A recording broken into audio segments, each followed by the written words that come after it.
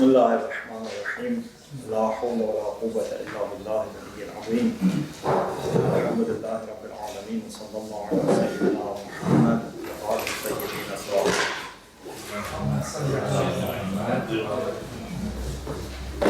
اللهم أخرجني من ظلمات الوهم وأكرمني بنور الفهم اللهم افتح علينا أبواب رحمتك وانشر علينا خزائن علومك برحمتك يا أرحم الراحمين. Alhamdulillah, we discussed most of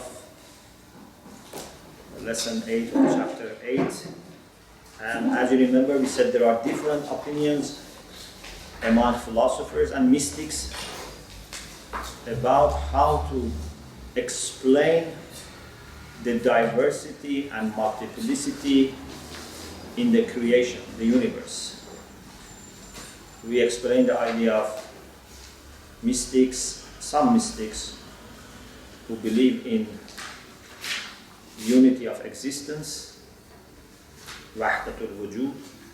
We talked about those who believe in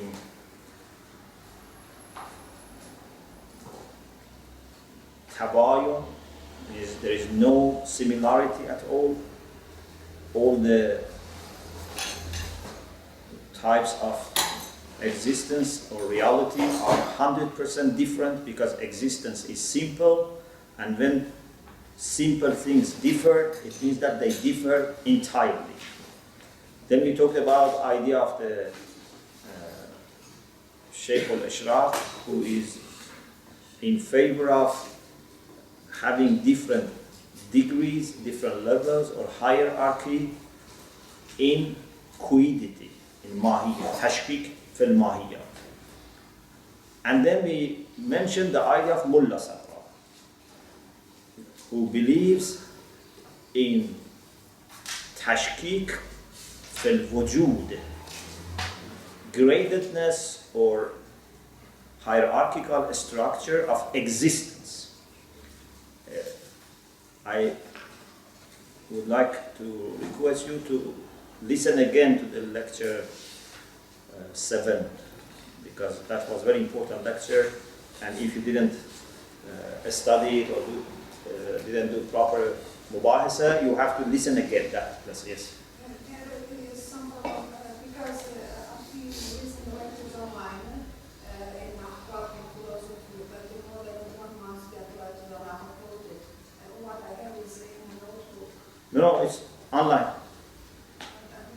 Yeah, just today I checked, it is online. Yeah. So that lecture is important. Please listen again, so that I don't need to repeat now. Just I start from the last part of our discussion last week, actually 2 weeks ago, because last week we had a guest. So we said, according to Mullah Sadra, because existence is primordial, the idea of asalatul wujud, therefore the concept that primarily, essentially can explain reality is wujud, the concept of wujud, not mahiyya. And because wujud or existence is simple, we have to find a way to justify, to explain how this very simple concept can be understood in different types of realities.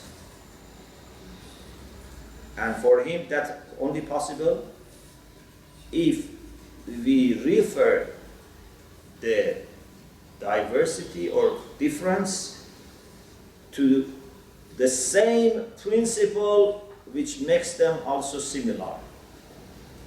So what is similar between them, what is common, is the same thing that makes them different.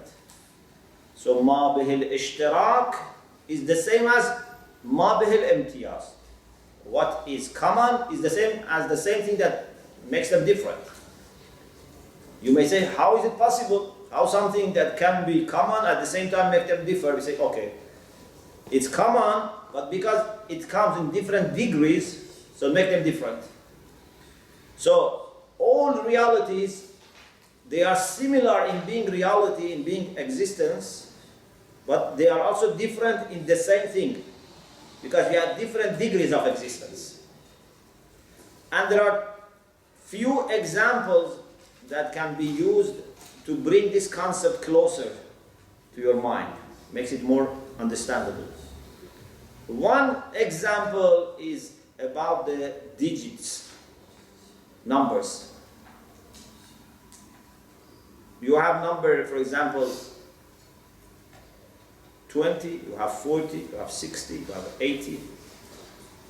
These numbers are the same in being number, in being digits, or what we call it in philosophy, they are كم منفصل. They are a type of quantity which is disconnected, because we have two types of quantities. Connected, which is like line. Yeah, line is a quantity,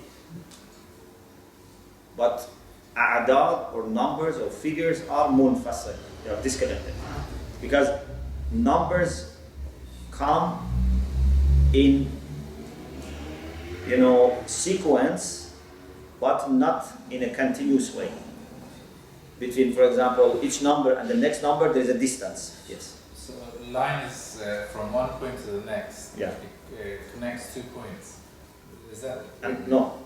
The And line it's continuous. from the beginning is one reality, but continues. And kamma muttasil actually has two types. Inshallah, you study. Kamma muttasil can be like line, that all the parts exist at the same time, and it can be like time. Time is different from line, although both of them are kamma muttasil. In time, each part comes after expiry of the previous part. But in line, all the parts exist at the same time. Okay? But number is munfasal, is disconnected. In any case, if you have number 20 and number 40, in being numbers, they are the same. But again, the difference is in the same fact that they are numbers. One is more, one is higher, one is larger. So ma bihil ishtirak and ma bihil imtiyaz go back to the same thing. Another example is light. You can have light of a candle, you can have light of a torch, light of lamp, light of star, light of moon, light of sun. There are different types of light, but they are all similar in being light, and they are different in being light, because there are different degrees of light, different levels of light. The third example is motion, harakat.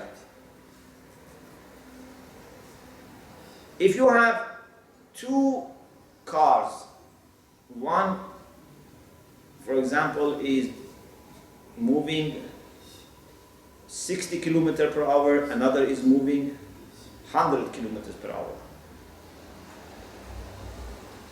What is the difference between these two motions? A speed. What is what is a speed? Is a speed something different from motion? No. So in being motion they are the same, but in being motion they are different. Yeah? There is motion, but one is faster. Okay? Some people have the idea that when something is moving slowly, indeed you have motions and stops. This is a wrong idea that some people had. They thought, why two people, for example, imagine two people are running. One of them runs faster. They thought this is not a continuous reality. The one who is slower is running and stopping, running and stopping. But this is not true. Or the one who is running faster is running and jumping, running and jumping. This is not true. Both of them are running non-stop. Okay? The difference is one runs faster.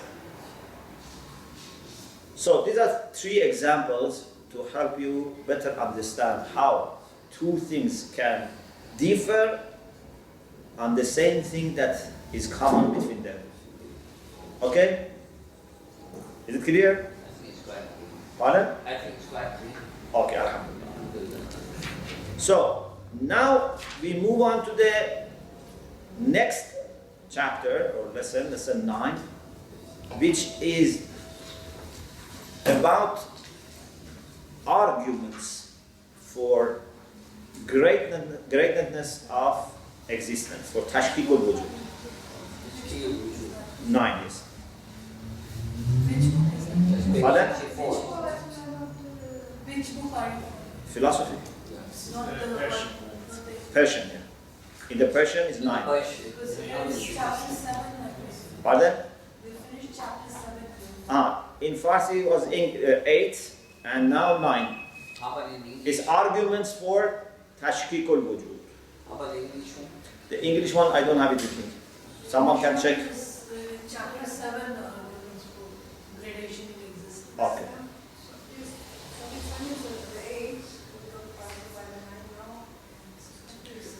It's not important, the number is not important, because maybe between Farsi and English there's difference, maybe they have merged. So the idea of Wahdatul Wujud, Tashkik is explained in Farsi in lesson 8. The arguments for Tashkik are in lesson 9. In English might be different. I don't have the English version with me now. But we are talking about the arguments for Tashkik. Did you find it?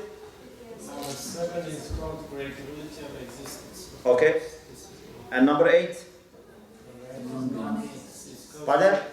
That's the part 3 features of non-being. Okay, so it has merged 8 and 9 in 7. Because maybe it has merged out of previous lessons. So now 8 and 9 are merged in 7.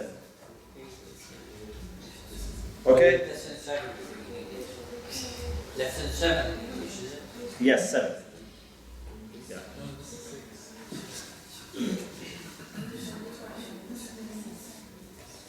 Okay, I was reminded of a joke.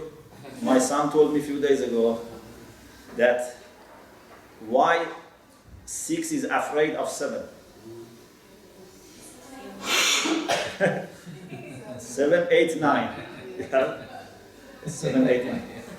Okay. 8 means eat 8, yeah? 7, 8, 9. Okay.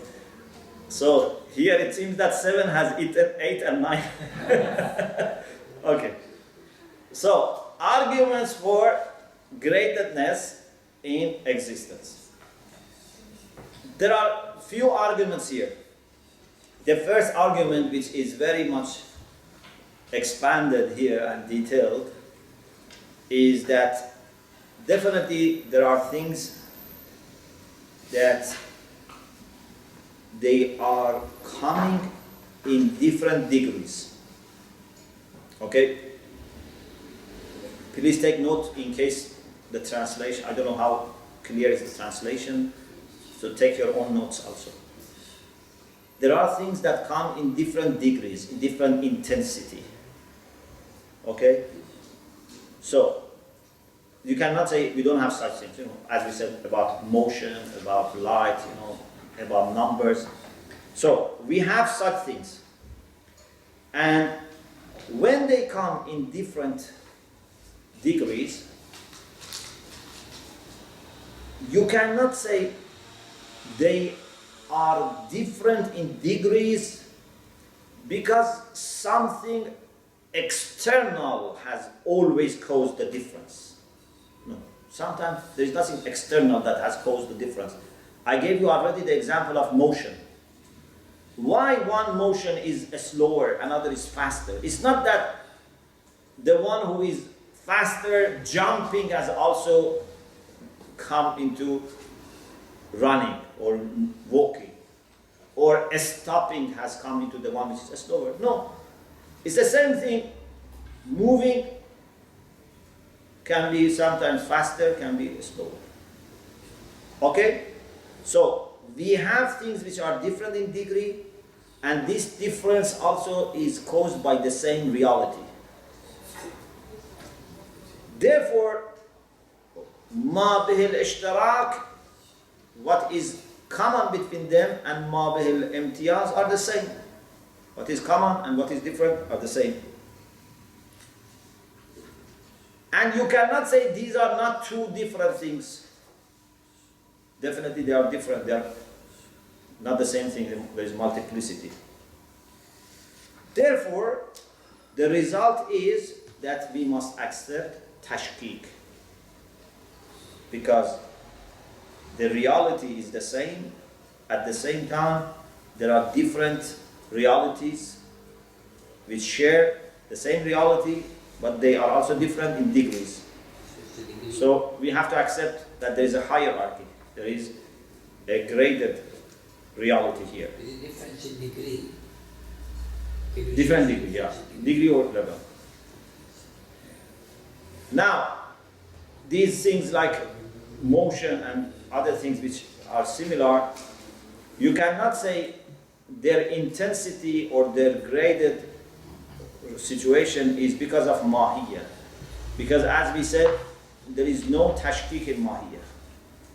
You remember we said either something is horse or not. You cannot say something is horser, more horse. Yeah? Either something is cat or not. You cannot say something is more cat. In mahiyya, because mahiyya is the limit and the border. Either that exists or doesn't exist. So it cannot be from mahiyya, it has to be from existence. The second argument is, if you don't accept the idea of Mulla Sadra, which is hierarchical structure of existence or gradedness in existence, then you have to go with the idea of the Masha'in, peripatetic philosophers. And you have to say they are completely mutabayan. They are completely different. You remember, according to Masha'in, because wujud is simple, and at the same time we have differences, so it means that they are completely different. Because when two simple things, when two basit realities differ, it means they differ 100%. Because there is nothing common between them that is part of that reality and something which is uncommon, which is another part. It is simple. So when two simple things differ, they differ 100%. Okay? So, if we don't accept the idea of Mulla Sadra, and we don't accept the idea of Ishraqiyin, because that is not possible that there is tashkik in mahiyya, we have to accept the idea of the Masha'in, peripatetic philosophers, because we cannot accept wahdatul wujud, because multiplicity is there, diversity is there. So we have to accept the idea of Masha'in, which is tabayun, 100% difference. Okay, if things are 100% different from each other, why some beings, certain things, they have closer relation with each other, and certain things they don't have relation with each other? For example, cause and effect between fire and heat. There is a relation. Fire is a being, is a reality. Heat is also a reality. Why between fire and heat there is a relation that does not exist between, for example, wall and heat? Does that exist like Between wall and heat, for example. Between water and heat. If they are 100% different from each other, so they should be having no closer relation with some and no closer relation with others. So this shows that beings are not 100% different. Some beings are more similar, more related to each other.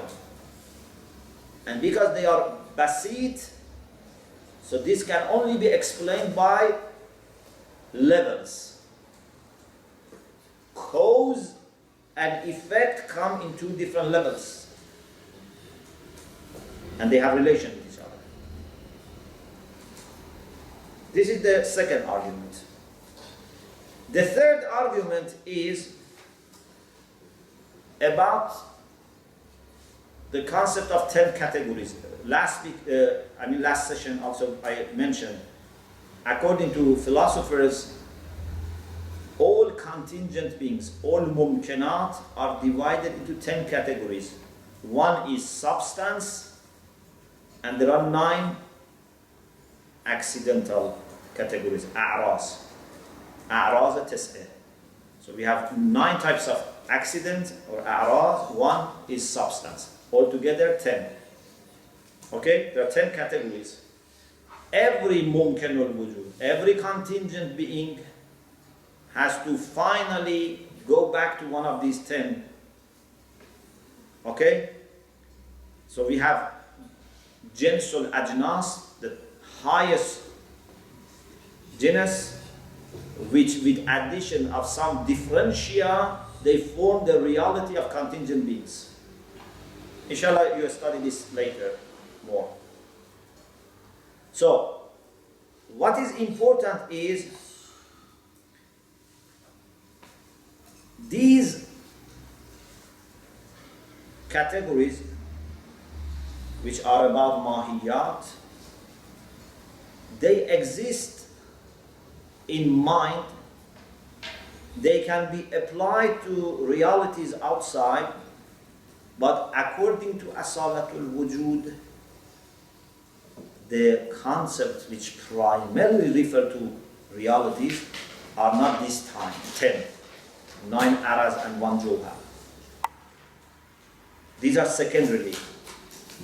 What really refers to and can be applied to realities primarily, essentially, is wujud. Okay? So, you cannot use these concepts to explain the difference if you want to be really loyal to asalatul wujud, or if you want to use a language, a logic which is more loyal to asalatul wujud, you have to find a way that is totally based on wujud to explain the diversity. I'm not saying that is wrong, but that certainly is not the first and primary logic to use. If you are loyal to asalatul wujud, you have to approach everything from an existential perspective.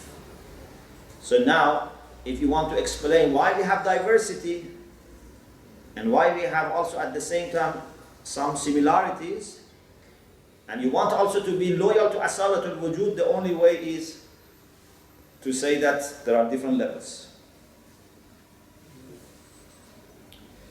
And finally, the fourth argument is, according to asalatul wujud, according to primordiality of existence, the concept of existence is the concept that can be used, can be predicated of every reality, according to what we call hamlehu. You remember, we said there are 2 types of haml. One is hu, one is zuhu. Hu or hamle abbali, the primary type of predication is when 2 concepts are the same. Like al-insanu, insanun, or al-insanu, haywanun natiq. There is similarity.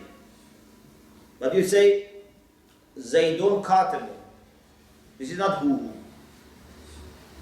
So, according to asalatul wujud, the concept that can be used as a predicate in its true sense, in its primary sense, as hamla avvali, as hamla hu, is existence.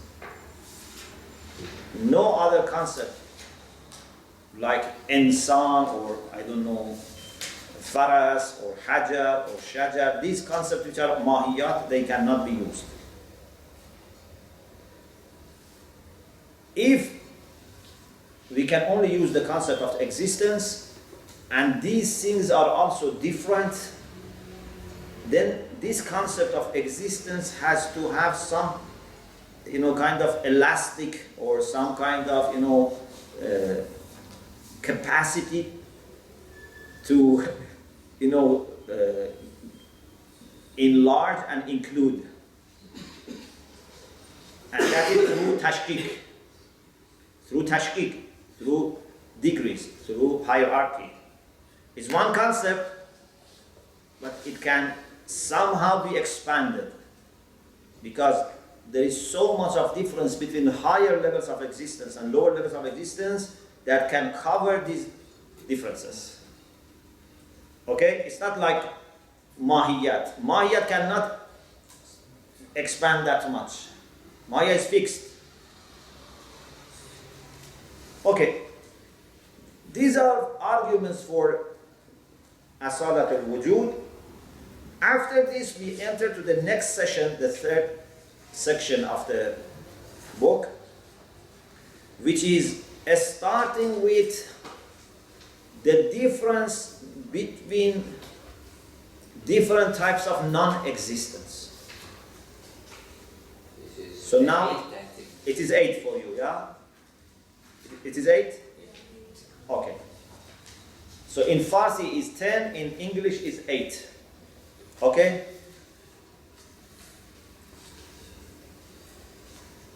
So, Haji Sabzawari very eloquently and briefly explained this.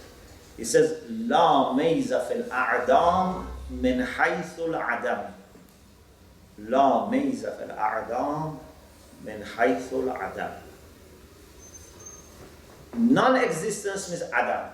Yeah, wujud, existence, Adam, non-existence.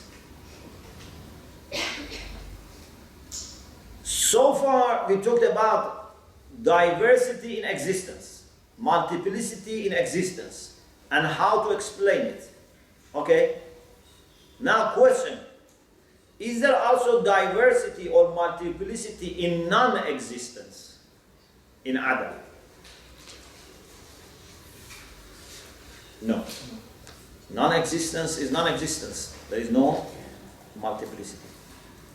But then you may say, but I can understand that, for example, non-existence of Zayd is different from non-existence of Amr. Non-existence of, for example, person A is different from non-existence of person B. Or non-existence of book is different from non-existence of car. Why you say there is no difference between non-existence?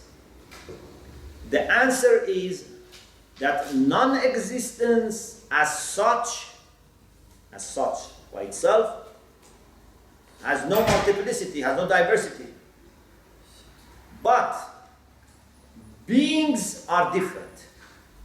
Non-existence of each being then would be different from non-existence of another being in our mind, because those beings are different. Did you get? Non-existence of different beings are different from each other because those beings are different from each other.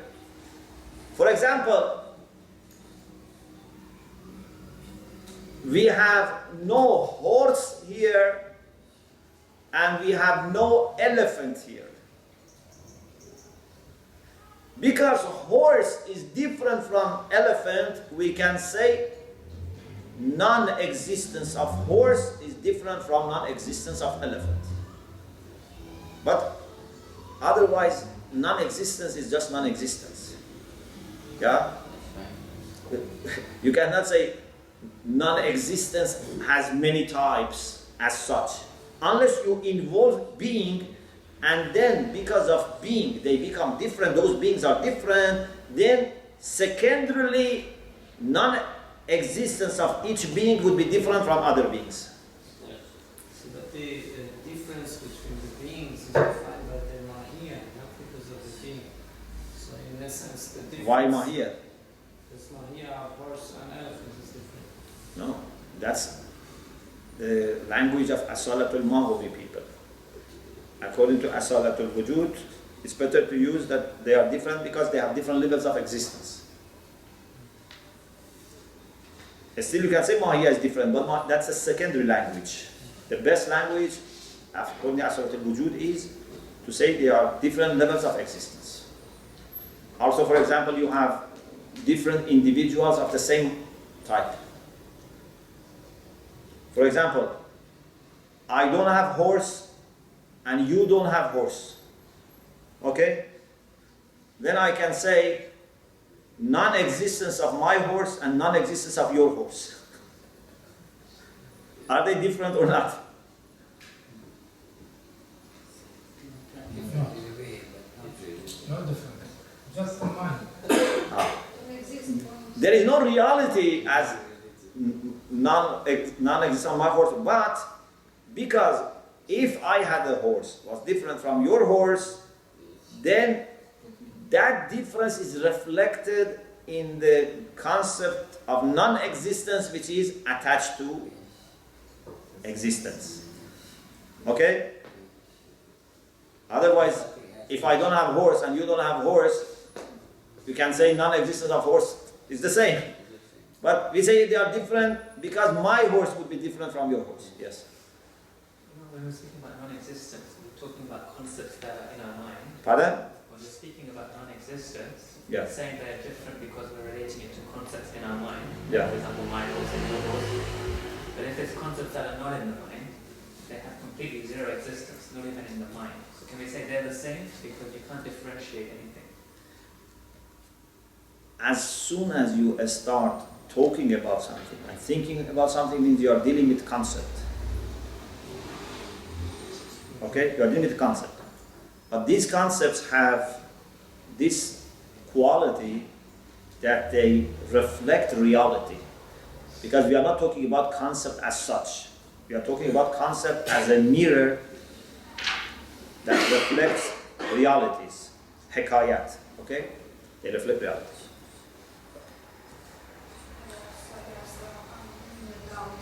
It is the non-existence, it is a concept or reality, because sometimes not existence and reality, or we just imagine the non-existent reality. Non-existence is not a reality. But we use the concept of non-existence to talk about the world of realities. But indeed, there is no such a thing as non-existence. Because realities are different, then we can say non-existence of those realities are different. But in reality, there is no such a thing as non-existence. Okay? So, there are two aspects that you have to be able to distinguish when you talk about non-existence. One is the mental, zihni, mental aspect of it, and one is the reflective side of it. It can be conceived by us and therefore it exists in our mind as a concept. But this is different from the reflective side of it. You know, imagine when you see in a mirror a flower, then if I ask you, what do you see? What do you say? You can give two answers. You can see, I see a flower. You can see, I see a glass. Yeah? Because mirror is a glass. You can see, I see flower. I can see glass. If you are talking about mirror from reflective perspective, what is reflected in mirror, then that is a flower. If you are talking about mirror as such by itself, then You know, when you go to buy glasses, yeah? First, you look at the glasses not in order to see what you can read or what you can see. Just you look at the glasses, the shape of it, the beauty of it, the material of it, the price of it. But then when you put it on your eyes and you start looking through glasses, that's another thing. So sometimes you say the concept of non-existence and you are looking at this concept as a concept, then it is not non-existence, it exists. But sometimes you use this concept which exists in order to use it as a bridge to reach to non-existence, real non-existence. And real non-existence does not exist. Okay? So, although you are trying to look through it to the realities, but there is no such a thing as reality for non-existence. But this is the power of mind that when analyzes the relation between beings can create on the side of those relations relation between non-beings. It's the power of mind. But mind is imagining all this in realities, not only in mind. It's not like a person with 10 heads, for example, which is just imagination.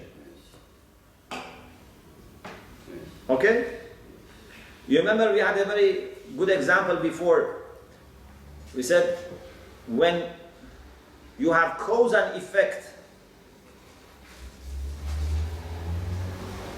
A is cause for the B. Then we said you can say non-existence of A is the cause for non-existence of B.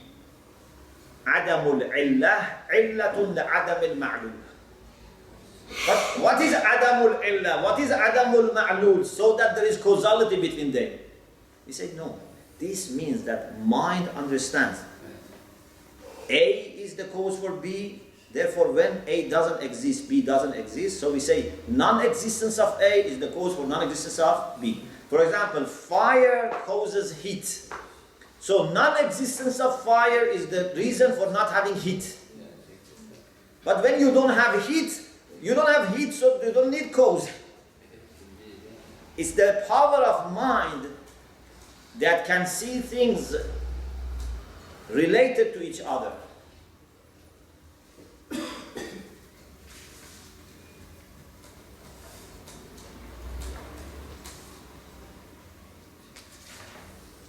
Okay, Alhamdulillah, we talked about the fact that there is no difference between different types of Adam, and also there is no causality between them. Unless, again, secondarily.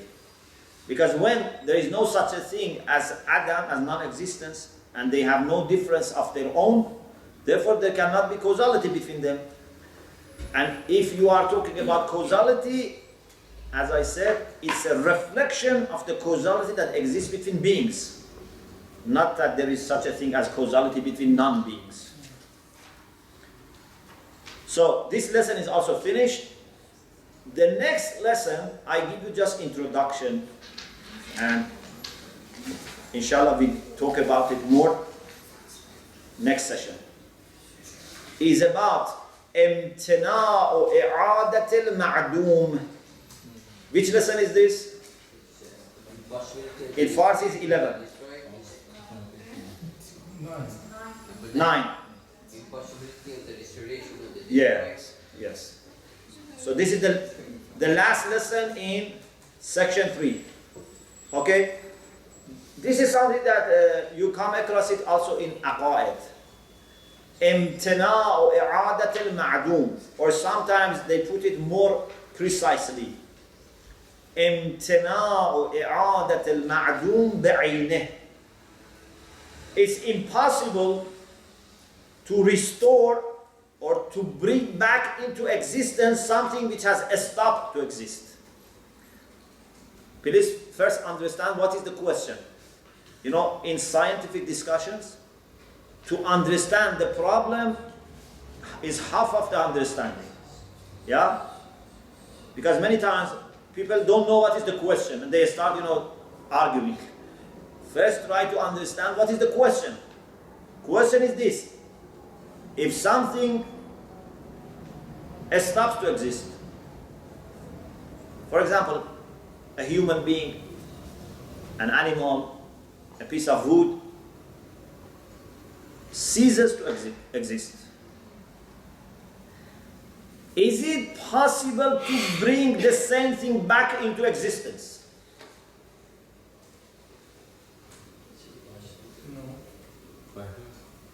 By anyone.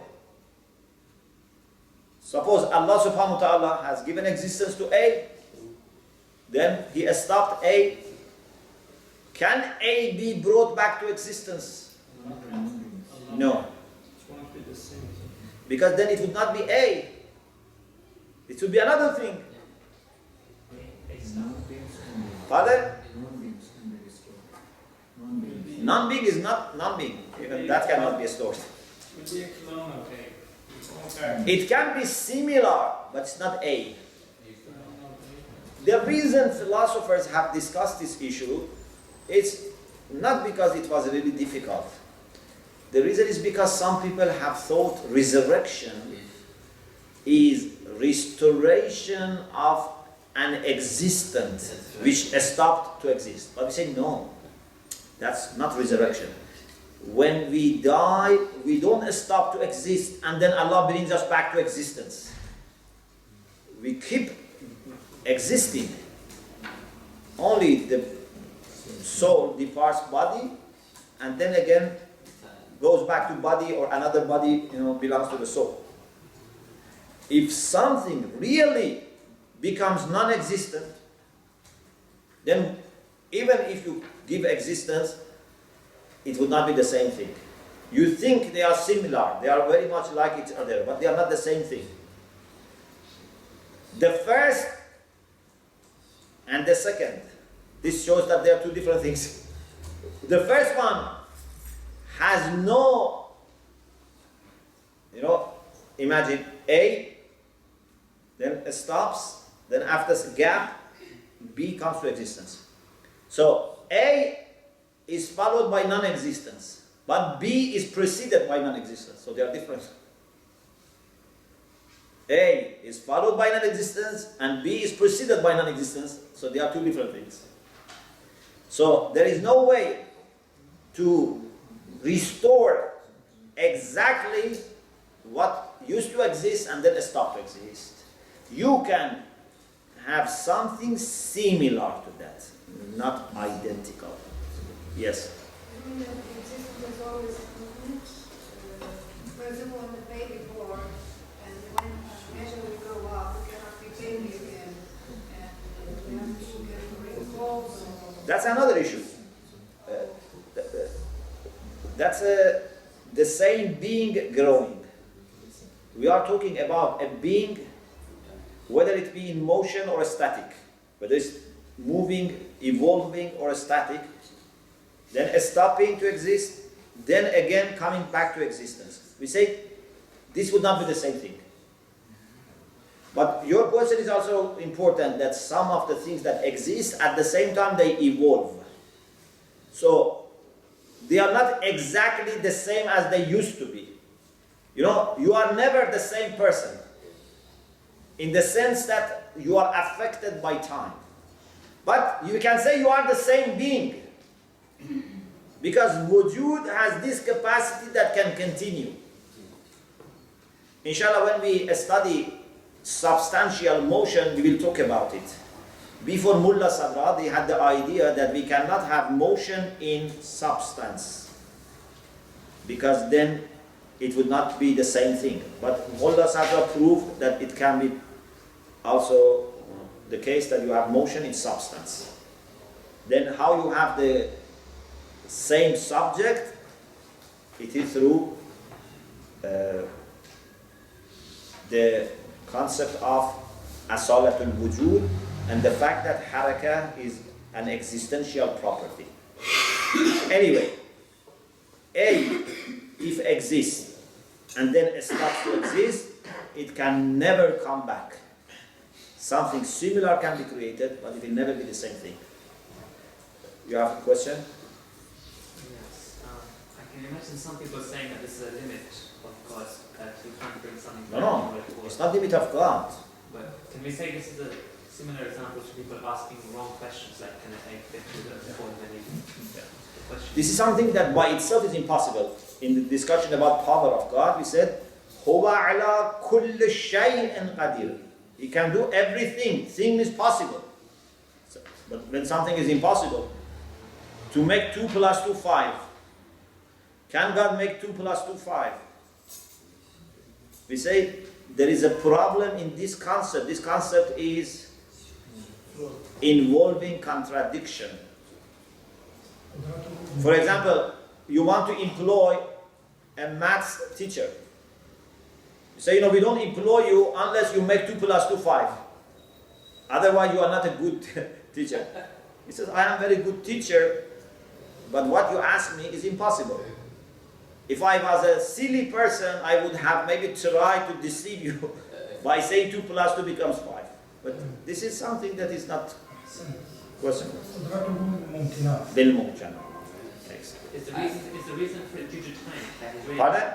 he's really died, A died, Died or stops existing. it stopped to exist. When he's restored, is it because the time has elapsed? And it's because of time, it's a different thing, different entity. Time is explanation of that, but even if there was no timing, when something has stopped to exist, then there is no continuity. So why you are saying it's the same thing? It's not the same thing. Yes. Do philosophers actually define death and non-existence differently? Yes. You want to elaborate on that now or later? Death is not Adam, is not non-existence. Death actually is an existential condition. Yeah, in the Quran, Allah says, خَلَقَ الْمَوْتَ وَالْحَيَاةَ. Even death is created, is a creature. Because death is like birth. Is birth non-existence? No, it's just a transition. Death is also another birth. If there were, for example, twins in the embryo of mother and one of them is delivered, that twin will feel very sad. The one is in the embryo. He said, my brother died. He starts mourning for his brother. He died.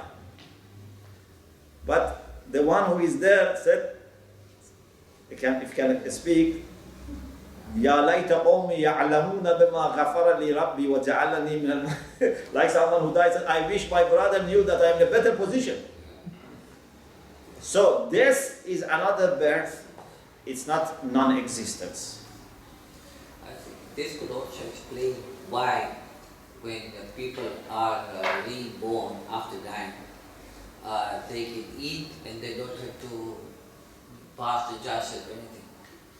When people die in the spiritual body, then you can eat a bird and there's no najasat coming out, which normally You mean in barzakh or in heaven? No, in that, that's a spiritual body. You mean after we die? Yeah, after we die. After we die, we don't eat physical food. In heaven, there is corporeal, ma'ad jasmani. But in barzakh, we don't eat physical food. We would have sustenance, but sustenance is appropriate for that type of existence. Okay? So it's not that, we would eat, rice and meat in barzakh. But inshallah, when you go to heaven, then you would have food which is similar to the food of dunya, but better. كُلَّمَا رُزِقُوا مِنْهَا مِنْ سَمَرَةٍ. When they are given any, rays or fruits, they say, this is رُزِقْنَا مِنْ قَبْلِ. This is similar to what we were given, but much better. So you understand that this is, for example, apple, but taste is different. But you know that this is apple. You don't get confused between what is apple and orange. But the laws of when you eat something, you have to pass something out. That won't be there. In heaven, In heaven, it won't No. be there. Najasa won't be no. It comes out of your body as fragrance. Dr. Musa Chief. وآخر دعوانا أن الحمد لله رب العالمين. there. For